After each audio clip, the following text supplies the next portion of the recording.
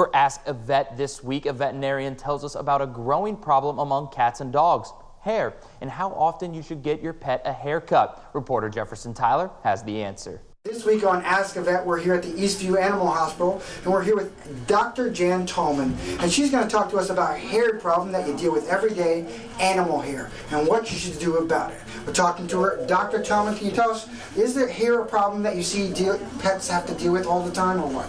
Yes, so everyone usually wants their pet to have hair, and it does require some maintenance to keep them looking their best. How often should you have a haircut for your pet? Kind of depends on the pet. So for example, I have a dachshund and I never cut her hair.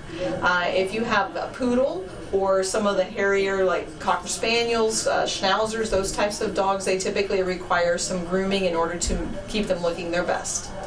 What about cats? What should we do in grooming cats?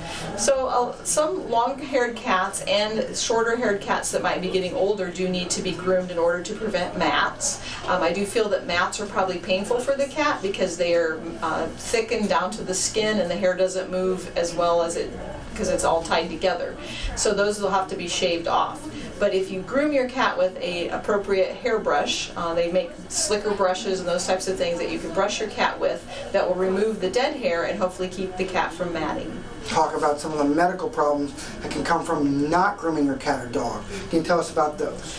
Well, certainly you can get hair mats like I mentioned before, and those can actually be painful. They pull on the cat's skin or the dog's skin. I have seen some mats where they got moisture underneath the mat and then this dog or cat's skin became irritated and actually had a wound underneath when we shaved the hair off. You also, when you're brushing, you want to be looking for fleas because a mat or an unbrushed animal could be hiding fleas. So certainly if you were to cut the hair and you were accidentally cut the animal with the scissors, and I say never ever try to remove a mat with scissors. You need to use clippers for that, but you can also then cause clipper burn, or you can cut the skin with the clippers. So we usually recommend you have either a professional groomer or a veterinarian do that for you. What about the things like hairballs and when dogs eat hair as well? Is that dangerous, and what does that do?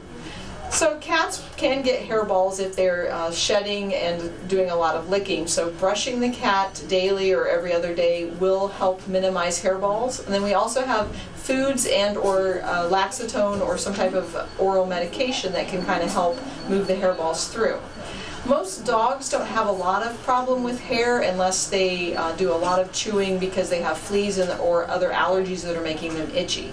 What happens if there's a lot of hair in an animal's stomach because they have been chewing on themselves?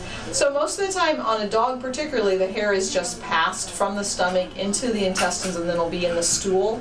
And unless it's a huge amount of hair, it doesn't usually cause constipation or anything like that.